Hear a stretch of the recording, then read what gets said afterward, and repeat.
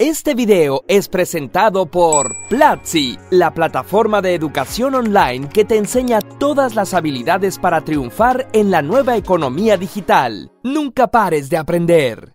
¿Qué te viene a la mente si digo la palabra Dios? ¿Una entidad abstracta e incomprensible? ¿O un ser específico? ¿Qué apariencia tiene? ¿Tiene forma humana o animal? ¿Es hombre o mujer? ¿Cuáles son sus características y su poder? ¿Es el único Dios o es uno de muchos? Ahora pregúntate, ¿por qué tengo este concepto de Dios? ¿De dónde viene? La idea que tenemos de la divinidad está formada por nuestra cultura. Y si las culturas han ido cambiando con el tiempo, se podría decir que Dios ha ido evolucionando. Prepárate para descubrir la evolución de Dios.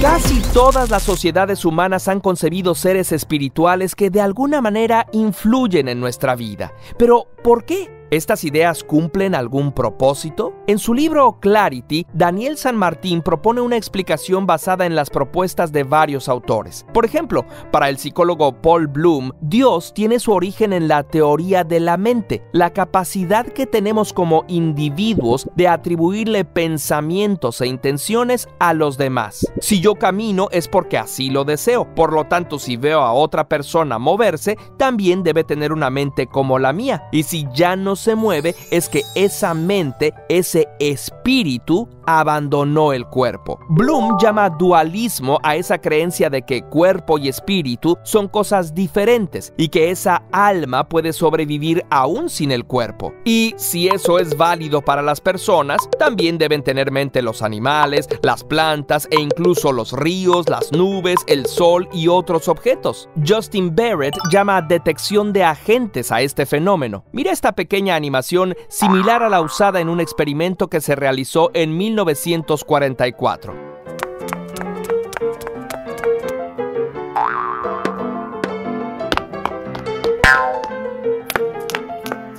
Aunque se trate de simples figuras geométricas, automáticamente les atribuimos agencia, intenciones, capacidad de acción y hasta personalidades. La teoría de la mente y la detección de agentes triunfaron evolutivamente porque nos permiten anticipar las acciones de los demás seres vivos, y fue fácil aplicarla incluso a los no vivos. Se le llama animismo a esta primera forma de religión, la idea de que los seres y fenómenos de la naturaleza y el cosmos poseen un ánima y un numen, o sea, un poder más allá de su existencia corpórea. Así, un río que genera vida podría ser una divinidad a la que hay que venerar. El sol y la luna regirían los ciclos cósmicos y hasta un conejo capturado para comerlo requeriría reverencia. Y los cuerpos de los familiares muertos, cercanos a nuestros sentimientos, debían ser tratados con respeto o incluso conservados, y sus espíritus también serían objeto de veneración. ¿A dónde se iban las almas? En este momento surge la idea de un más allá y de que ciertas personas, quizá neurológicamente atípicas, eran capaces de conectar con ese mundo de los espíritus humanos y animales. A estas personas se les llama chamanes y a esta forma de religión, chamanismo. También surge en esta etapa el culto a los antepasados, sobre todo a aquellos y aquellas que fueron importantes por su legado. Después de varias generaciones, algunos de estos ancestros pudieron volverse figuras míticas, incluso mezclándose con los poderes animales o naturales. Anoche, el abuelo venado me habló, diría un chamán. Sin historia escrita, es muy difícil saber con precisión cuál fue la primera divinidad. En algún momento del Paleolítico, la gente se empezó a preguntar ¿quién creó el mundo? ¿De dónde salió? Por mucho tiempo los seres humanos solo representaron animales en su arte, pero hace 30.000 años se empezaron a representar formas humanas. Como muchas de las figuras más antiguas encontradas son de mujeres de formas exuberantes, existe la hipótesis de que las primeras divinidades divinidades fueron femeninas. Tiene mucho sentido, ya que las sociedades en ese entonces tendían a ser más igualitarias y el principio femenino, con su capacidad de generar vida y de alimentar, cuidar y nutrir, era visto como sumamente poderoso. Así, quizá Dios nació como la gran diosa. Si de las mujeres surgen las personas, entonces de ella nació el mundo y todas sus criaturas. En ese entonces no había religión organizada, así que cada tribu tendría sus variantes. En esta sería la diosa de la fertilidad y de la siembra. En esta, la diosa de la luna y de los ríos, siempre asociada con los lugares húmedos, la tierra, los manantiales y las cuevas. Se piensa que diosas como la cananea Astarte, la babilonia Ishtar o la griega Demeter y la romana Ceres son descendientes de la gran diosa. Incluso la diosa china Guanyin y la Virgen María conservan atributos de este arquetipo, su papel maternal como protectoras y su asociación con cuevas, como la aparición de la Virgen de Fátima. Pero volvamos a la Edad de Piedra. Se ha probado que el cerebro humano tiene capacidad para convivir en comunidades de hasta 150 personas, pero el culto a ancestros y divinidades comunes permitió la cooperación entre las sociedades humanas. Ya no estaban unidas solo por el parentesco, sino por mitos y rituales compartidos. Se sabe que los sacerdotes o sacerdotisas de diferentes tribus se reunían para compartir sus visiones y ritos. Esto permitió que las comunidades crecieran y se formaran las primeras ciudades con población considerable hace unos 10.000 años. Entre el Neolítico y la Edad de Bronce, la religión empieza a organizarse y a asociarse con el poder. Sacerdotes y reyes son siervos de los dioses, pero gobernantes de los mortales. Estamos en plena etapa del politeísmo. Al organizarse la sociedad de manera jerárquica y patriarcal, las diosas van perdiendo relevancia y los dioses varones se vuelven importantes. Es el caso del Zeus griego y de Odín de la mitología nórdica, ambos denominados Padre de Todos. En el politeísmo se reconocen muchos dioses, cada uno con atributos y áreas de acción diferentes. Los dioses del Olimpo griego, con sus áreas de dominio, sus reyertas y mitos, son de esta etapa, y también los dioses del hinduismo, como Shiva y Vishnu. En Mesoamérica, aztecas, incas y mayas también eran politeístas. Y si te fijas, todas estas sociedades tenían jerarquías bastante rígidas, pero no todo eran grandes dioses. Mucho del animismo aún sobrevivía. Los antiguos latinos, por ejemplo, tenían sus penates, humildes dioses del hogar y de las despensas, propios de cada familia. En una región de Medio Oriente llamada Canaán, sí se adoraba a un gran dios, el dios El,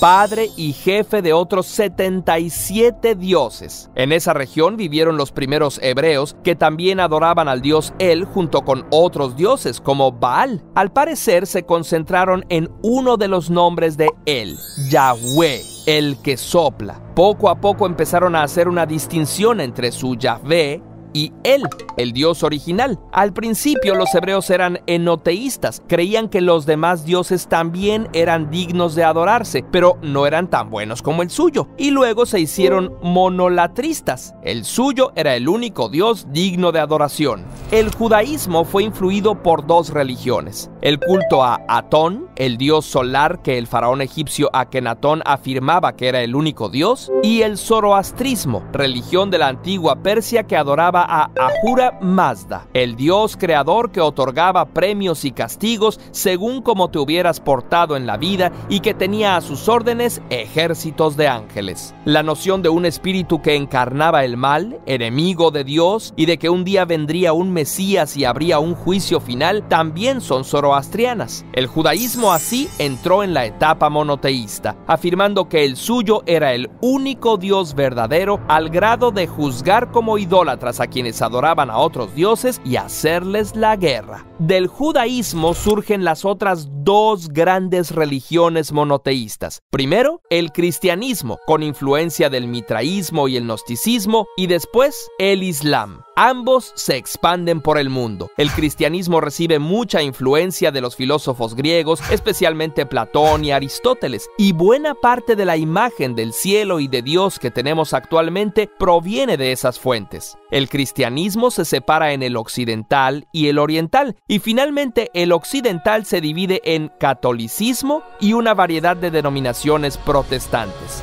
Así, Dios empezó siendo los espíritus de la naturaleza, unos más poderosos que otros, con los que había que convivir, y luego una multiplicidad de personas con caprichos y emociones humanas a los que había que mantener contentos, y de ahí hacer uno solo, con reglas morales que había que seguir. Pero esta evolución de Dios no ha sido lineal, sino que, como la evolución biológica o la de las lenguas, se ha ramificado, produciendo una gran diversidad de ideas, mitos y prácticas religiosas. Aunque 8 de cada 10 personas son budistas, musulmanas, hinduistas o de alguna denominación cristiana, actualmente hay más de 4,000 religiones animistas, chamanistas, politeístas y monoteístas que hoy conviven en el mundo, cada una con sus fascinantes mitos y rituales y sus dioses tan importantes para sus creyentes como lo es tu idea de Dios para ti. Ojalá este video alcanzara para mencionar aunque sea a una fracción de ellos. La noción de Dios ha ido cambiando, pero siempre ha servido para moderar nuestros impulsos egoístas y guiar nuestra ética, también para crear comunidades que se apoyan y comparten creencias y costumbres. Pero de igual forma ha sido pretexto para agredirnos y excluirnos unos a otros. ¿Será posible coexistir en paz? ¿Y tú cómo piensas que evolucionará la idea de Dios en el futuro? Dínoslo en los comentarios, curiosamente. Y si quieres lograr aprendizajes nivel Dios, conoce Platzi. Aprende programación y crea un juego donde tú seas un Dios. O estudia emprendimiento y sé el señor de tu propio negocio. O cualquiera de los 700 otros cursos de diseño, ciencia e idiomas. Entra a platzi.com/curiosamente para obtener un mes gratis en el programa de tu elección. Y nunca pares de aprender.